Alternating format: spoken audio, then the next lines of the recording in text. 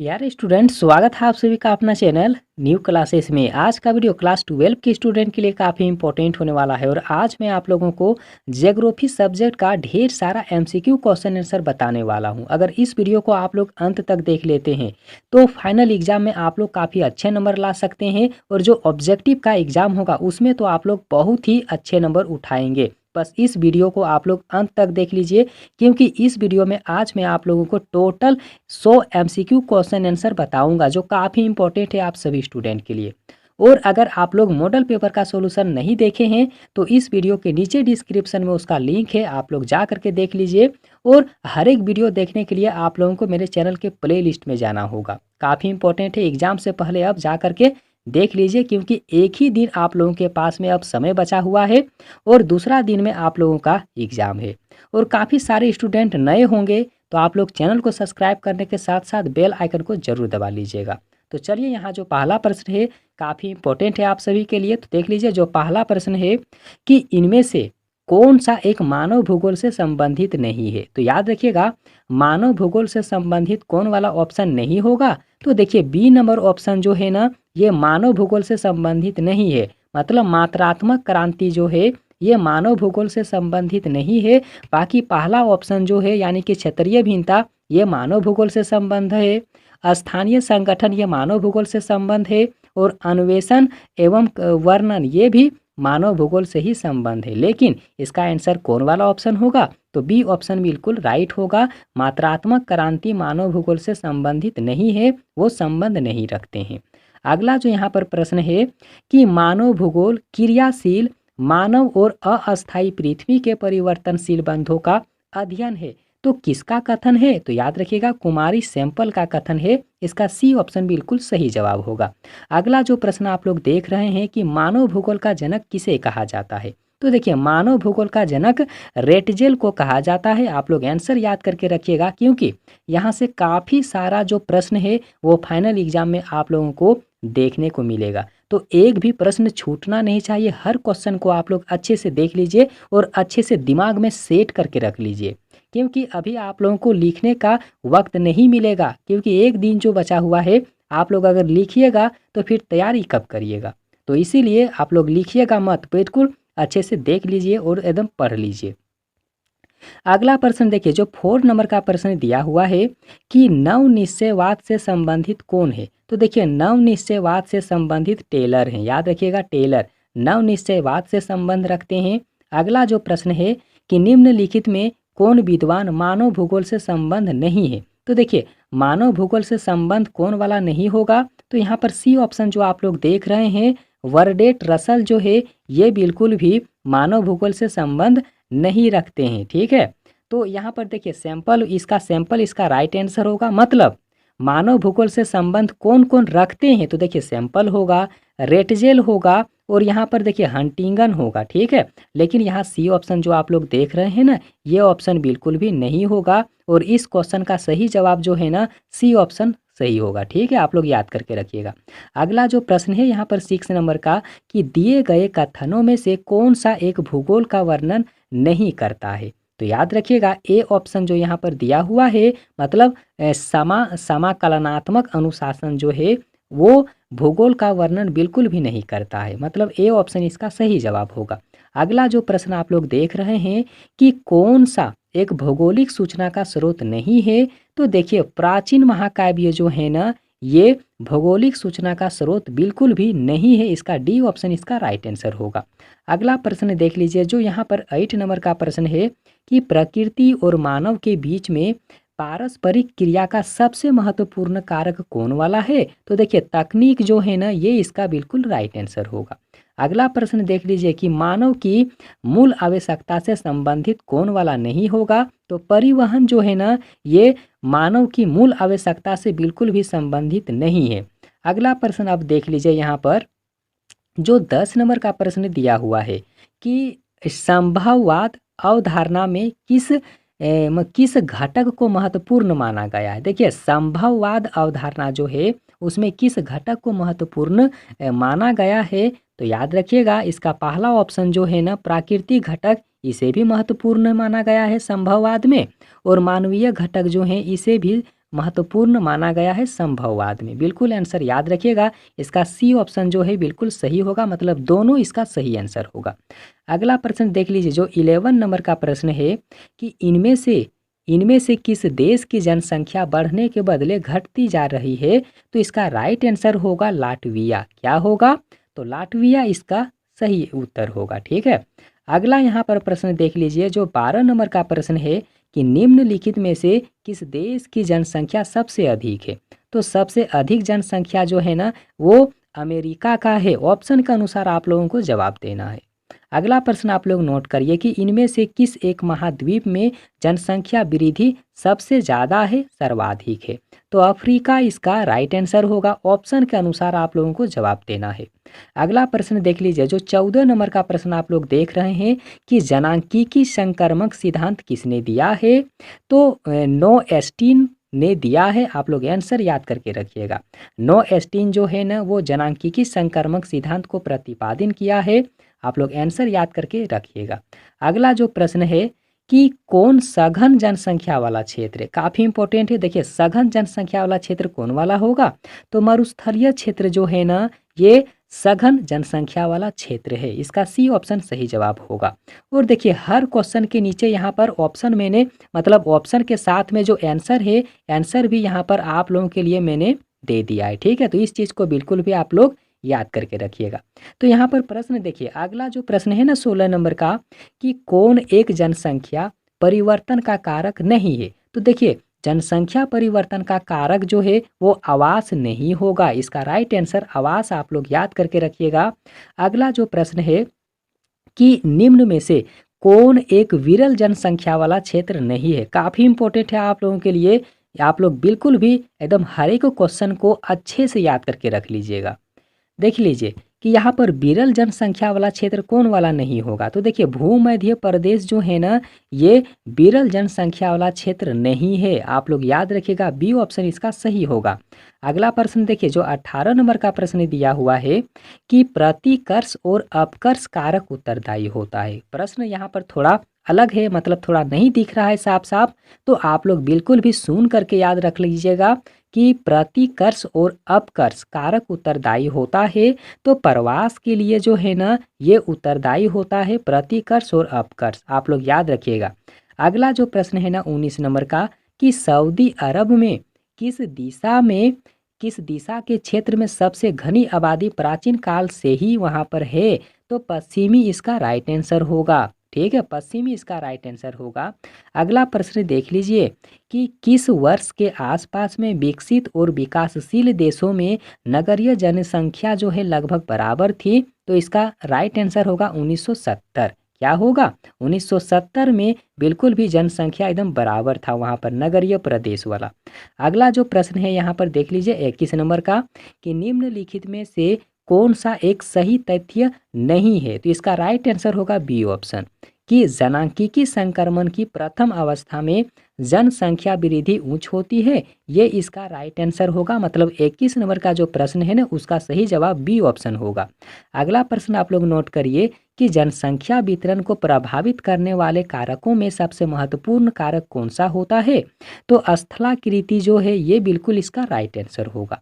अगला प्रश्न आप लोग नोट करिए, जो 23 नंबर का प्रश्न है कि किस वर्ष विश्व की मानव जनसंख्या 6 अरब हुई थी? तो ईयर पूछ रहा है, इसका ईयर होगा 1999 होगा। कितना होगा?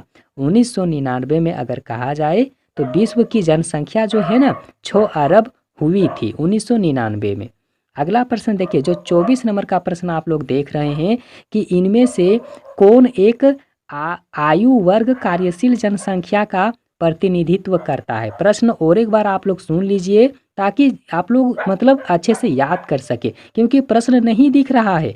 कुछ प्रश्न में थोड़ा मिसप्रिंट हुआ है जिसके कारण से साफ साफ नज़र नहीं आ रहा है। तो उसमें आप लोगों को कंफ्यूज नहीं होना है, क्योंकि मैं आप लोगों को बोल रहा हूँ ना, आप लोग उसी से सुन करके याद करके रख लीजिएगा। ठीक है, देखिए इनमें से कौन एक आयु वर्ग कार्यशील जनसंख्या का प्रतिनिधित्व करता है? तो इसका सी ऑप्शन बिल्कुल भी राइट आंसर होगा। मतलब 15 से 59 वर्ष। कितना होगा?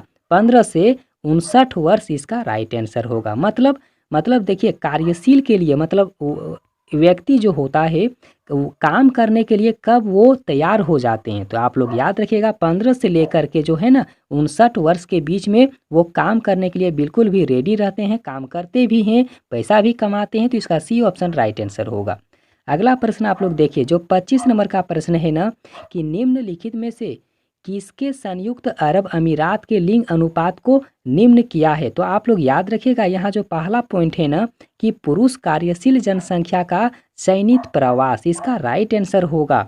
अगला प्रश्न देख लीजिए कि इनमें से किस देश में पुरुषों की अपेक्षा महिलाओं की संख्या सबसे अधिक पाई गई है। तो लाटविया में, आप लोग याद रखिएगा लाटविया इसका राइट आंसर होगा। अगला प्रश्न देखिए, जो 27 नंबर का प्रश्न है कि इनमें से किस क्षेत्र में ग्रामीण जनसंख्या का प्रतिशत सबसे कम है। तो उत्तरी अमेरिका इसका राइट आंसर होगा।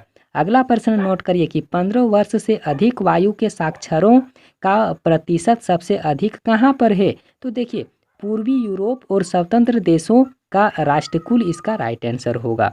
अगला प्रश्न आप लोग नोट कर लीजिए कि निम्नलिखित में कौन मानव विकास के मूलभूत क्षेत्र हैं। तो इनमें से सब इसका राइट आंसर होगा, मतलब स्वास्थ्य भी होगा, संसाधन भी होगा और शिक्षा भी होगा।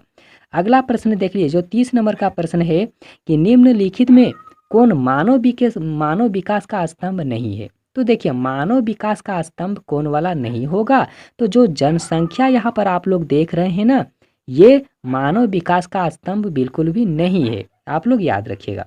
अगला प्रश्न देखिए, जो 31 नंबर का प्रश्न है कि 2005 की रिपोर्ट के अनुसार विश्व के कितने देशों में मानव विकास का स्तर जो है वो, मतलब मानव विकास का स्तर आखिर कितना था। तो देख लीजिए इसका जो राइट आंसर होगा ना 57 होगा। कितना होगा? 57 इसका सही उत्तर होगा। अगला प्रश्न देखिए, जो 32 नंबर का प्रश्न है और यहाँ पर देखिए 32 नंबर का जो प्रश्न है कि निम्नलिखित में कौन सा देश उच्च मानव विकास वाला नहीं है। तो मीन इसका राइट आंसर होगा। अगला प्रश्न आप लोग नोट करिए, जो 33 नंबर का प्रश्न है कि निम्नलिखित में से कौन सा विकास का सर्वोत्तम वर्णन करता है। तो देखिए विकास का सर्वोत्तम वर्णन कौन करता है। तो गुण में धनात्मक परिवर्तन जो है, बी ऑप्शन इसका राइट आंसर होगा। अगला प्रश्न देखिए, जो अगला यहाँ पर प्रश्न आप लोग देख रहे हैं 34 नंबर का कि मानव विकास सूचकांक 2005 के संदर्भ में विश्व के देशों में भारत की निम्नलिखित में से कौन सी कोटि थी। तो आप लोग याद रखिएगा 127वां कोटि थी। कितना? 127वां कोटि। अगला प्रश्न देखिए, अगला जो प्रश्न है 35 नंबर का कि विकासशील देशों की जनसंख्या के सामाजिक ढांचे के विकास एवं आवश्यकता की पूर्ति में कौन से प्रकार की संसाधन बिल्कुल सहायक होता है। तो देखिए प्राकृतिक जो है ना, ये इसका राइट आंसर होगा। अगला प्रश्न आप लोग नोट करिए, जो 36 नंबर का प्रश्न है कि निम्नलिखित में कौन सा देश विकासशील देश है। तो देखिए नाइजीरिया जो है ना, ये विकासशील देशों में गिनती होता है। आप लोग आंसर याद करके रखिएगा, सी ऑप्शन सही होगा। अगला प्रश्न देख लीजिए कि ब्राजील के कॉफी बागान को क्या कहा जाता है। तो उसे फेजेंडा के नाम से जाना जाता है। आप लोग आंसर अच्छे से याद करके रख लीजिएगा, उसे फेजेंडा के नाम से जाना जाता है। अगला प्रश्न आप लोग नोट करिए, जो यहाँ पर 38 नंबर का जो प्रश्न है कि कौन सी रोपण फसल नहीं है। तो देखिए रोपण फसल जो है ना, वो चावल नहीं होगा। चावल जो है वो रोपण फसल नहीं होगा। ठीक है, तो आखिर चावल कौन सी फसल है, आप लोग हमें कमेंट सेक्शन में ज़रूर कमेंट करिएगा। ठीक है, और अगला प्रश्न यहाँ पर आप लोग नोट करिए कि कौन सी रोपण फसल में नहीं आता है। तो देखिए रोपण फसल में यहाँ जो है ना ऑप्शन के अनुसार जवाब देना है। तो यहाँ पर गेहूँ नहीं होगा और यहाँ पर चावल नहीं होगा। बाकी यहाँ पर देखिए सब यहाँ पर रोपण फसल में आता है। अगला प्रश्न आप लोग नोट करिए, अगला जो प्रश्न है ना यहाँ पर कि गेहूँ की खेती के लिए आदर्श मतलब आदर्श तापमान जो है ना वो कितना होना चाहिए। तो याद रखना है आप लोगों को 10 डिग्री से लेकर के 20 डिग्री सेल्सियस तक ही होना इम्पोर्टेंट होता है। उसके बाद गेहूं की फसल जो है ना बहुत अच्छा होता है। अगला प्रश्न आप लोग नोट करिए, जो 41 नंबर का प्रश्न है कि आज विश्व में लगभग कितने लोगों का भरण पोषण चलवासी पशुचारण पर निर्भर होता है। तो 2 करोड़ लोगों का जीवन जो है ना वो चलवासी पशुचारण पर ही निर्भर होता है। इसका बी ऑप्शन सही होगा। अगला प्रश्न आप लोग नोट करिए, जो 42 नंबर का प्रश्न है और काफ़ी इंपॉर्टेंट है आप सभी स्टूडेंट के लिए कि चावल या फिर धान की खेती संबंधित है। तो किससे संबंधित है? जो मैंने कमेंट करने के लिए बोला था ना, वही प्रश्न है यहाँ पर कि चावल और धान जो है ना वो आखिर किस प्रकार की खेती से संबंध रखते हैं। तो चावल और गेहूं जो है ना, मतलब चावल और धान जो होता है ना, वो गहन गहन कृषि के अंतर्गत में आता है। इसका डी ऑप्शन सही है, मतलब आंसर होगा। ठीक है, डी ऑप्शन सही होगा। अगला प्रश्न आप लोग नोट करिए कि रबड़ का सबसे बड़ा निर्यातक देश कौन वाला होता है। तो मलेशिया इसका राइट आंसर होगा। अगला प्रश्न आप लोग नोट करिए कि कृषि के अंतर्गत में हम इनमें से किसे लेते हैं। कृषि के अंतर्गत में हम इनमें से किसे लेते हैं, ऑप्शन के अनुसार जवाब देना है। तो देखिए, कृषि के अंतर्गत में यहाँ पर फसल उत्पादन होगा, पशुपालन भी होगा और मत्स्य पालन भी होगा, मतलब इनमें से सब इसका सही जवाब होगा। अगला प्रश्न आप लोग नोट कर लीजिए कि कृषि के लिए इनमें से कौन सबसे अधिक उपयुक्त होता है। तो देखिए, कृषि के लिए सबसे ज़्यादा मिट्टी की ज़रूरत होती है, मतलब मैदान का ज़रूरत होता है। ठीक है, और अगला आप लोग नोट करिए, अगला जो प्रश्न है कि कृषि निर्धारण में किस कारक का भारत में ज़बरदस्त हाथ होता है। तो देखिए, वर्षा का इम्पोर्टेंट, मतलब अगर वर्षा नहीं होगा तो कृषि भी नहीं होगा। इस चीज़ को आप लोग आंसर याद रखिएगा। ठीक है, और अगला प्रश्न देखिए, जो 47 नंबर का प्रश्न है कि किस फसल की खेती में बुआई के समय कम तापमान चाहिए। तो गेहूं जो है, गेहूं के लिए कम तापमान आवश्यक होता है। ठीक है, अगला प्रश्न आप लोग नोट करिए। अगला जो प्रश्न है 48 नंबर का, ये भी काफ़ी इंपॉर्टेंट है आप सभी के लिए कि किस फसल की खेती पहाड़ी ढालों पर भी की जा सकती है। तो देखिए, चाय की खेती जो है ना वो कहीं पर भी आप लोग उगा सकते हैं। चाय की खेती कहीं पर भी किया जा सकता है, चाहे वो पहाड़ हो, चाहे वो फील्ड हो, चाहे फिर कहीं पर भी हो। ठीक है, इसका राइट आंसर बी ऑप्शन होगा, चाय इसका राइट आंसर होगा। अगला प्रश्न देखिए, जो अगला प्रश्न है कि चाय का सबसे बड़ा उत्पादक देश कौन वाला होता है। तो भारत जो है वो चाय उत्पादन के लिए सबसे बड़ा देश में गिनती होता है। अगला प्रश्न आप लोग नोट करिए कि निम्न में से कौन एक भूमि उपयोग संवर्ग में नहीं आता है। तो मैदानी भूमि जो है ना, ये इसका राइट आंसर होगा। और यहाँ पर देखिए, अगला जो प्रश्न है 51 नंबर का कि निम्न में से कौन एक खाद्य फसल है। तो देखिए, खाद्य फसल कौन वाला होगा। यहाँ पर गेहूं जो है ये खाद्य फसल है, बाकी गन्ना खाद्य फसल में नहीं आता है, कॉफ़ी भी नहीं आता है, चुकंदर भी नहीं आता है। ठीक है, तो इसका ए ऑप्शन सही होगा। अगला प्रश्न आप लोग नोट करिए कि रबड़ किस प्रकार की कृषि की उपज है। तो याद रखिएगा, रोपण कृषि में आता है रबड़। आप लोग आंसर अच्छे से याद करके रखिएगा। अगला प्रश्न देखिए, अगला जो प्रश्न है कि एकल कृषि में नहीं होता है। तो एकल कृषि में क्या नहीं होता है। तो देखिए, एकल कृषि के अंतर्गत में मिश्रित कृषि जो होता है ना, मिश्रित कृषि जो होता है ना, वो एकल कृषि के अंतर्गत में नहीं आता है।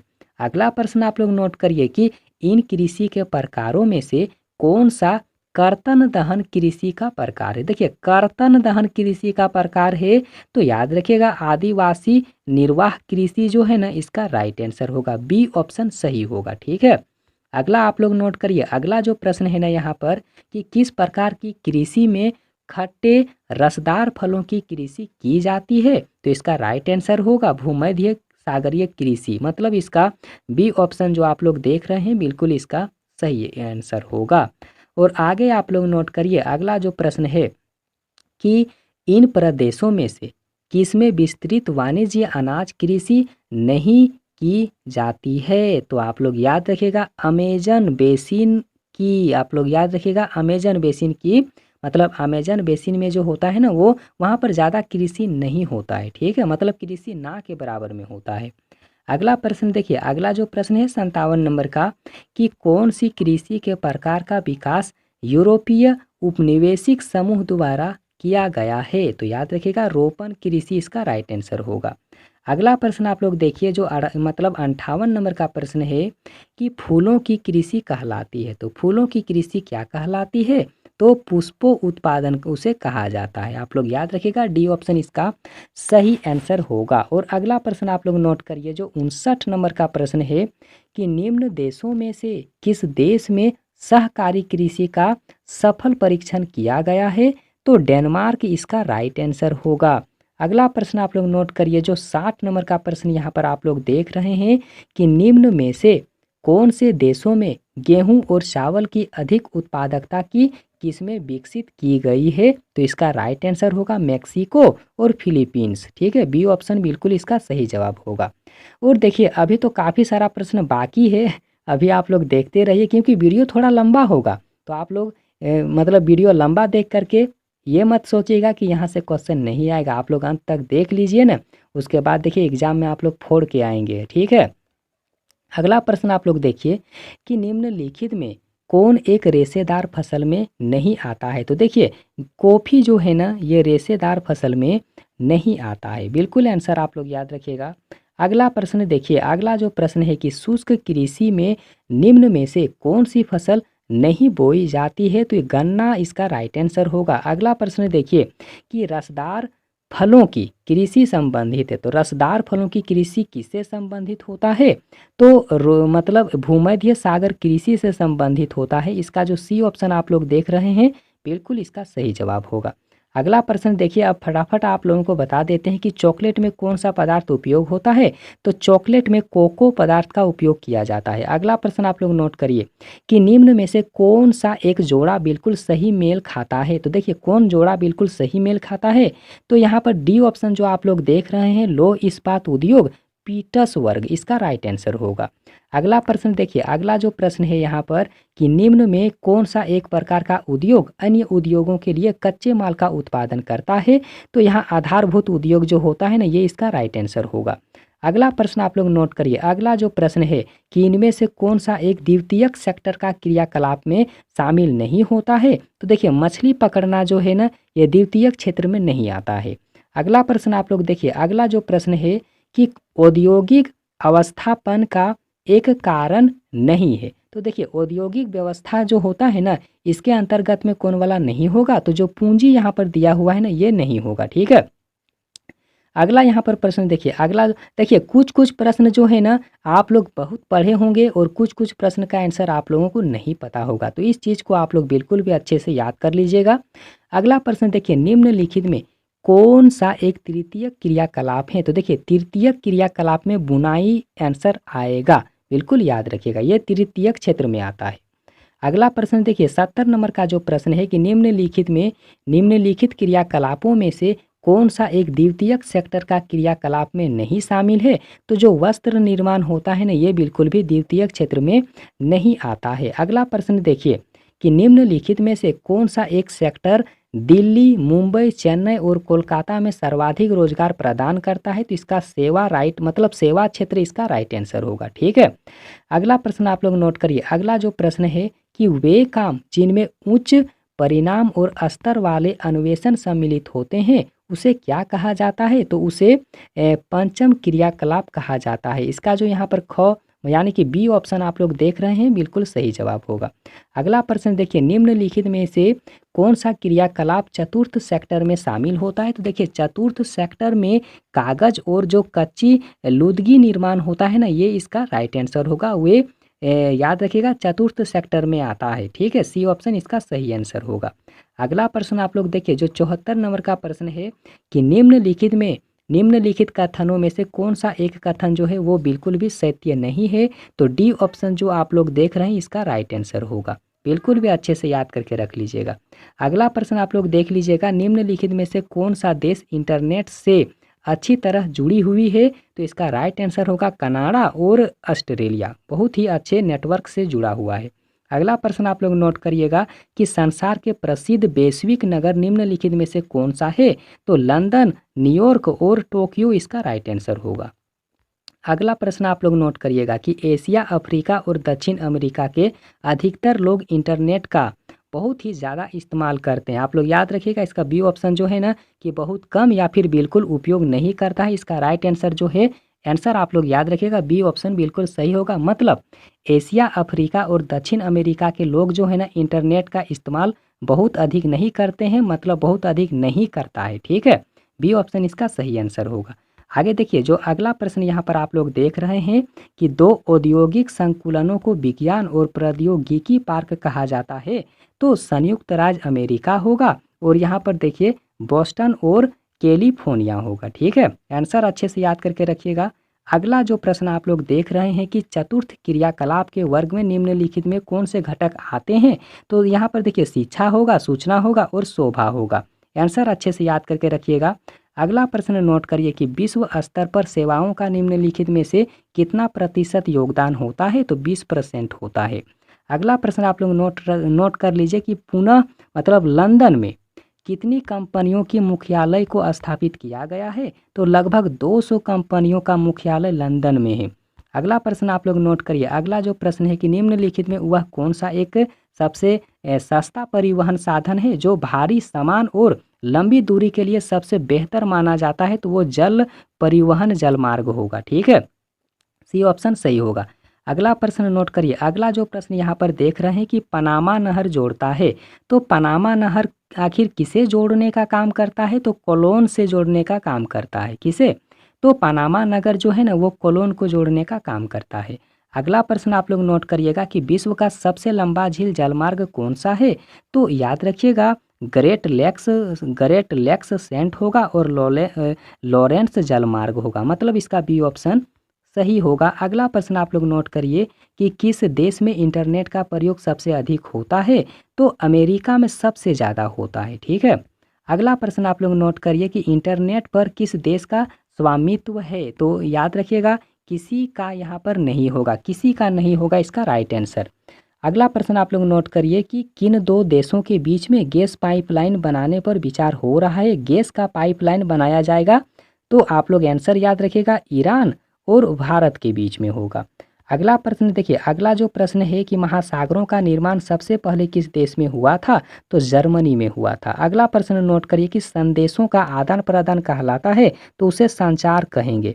अगला प्रश्न आप लोग नोट करिए कि पारम महाद्वीप स्टुवर्ड महामार्ग किनके मध्य में गुजरता है, तो आंसर आप लोग याद रखिएगा डार्विन और मेलबोर्न इसका राइट आंसर होगा। अगला प्रश्न भी नोट करिए कि किस देश में रेल मार्ग के जाल का सघनतम घनत्व पाया गया है, तो इसका राइट आंसर होगा जो आप लोग सी ऑप्शन देख रहे हैं संयुक्त राज्य अमेरिका, इसका सही जवाब होगा।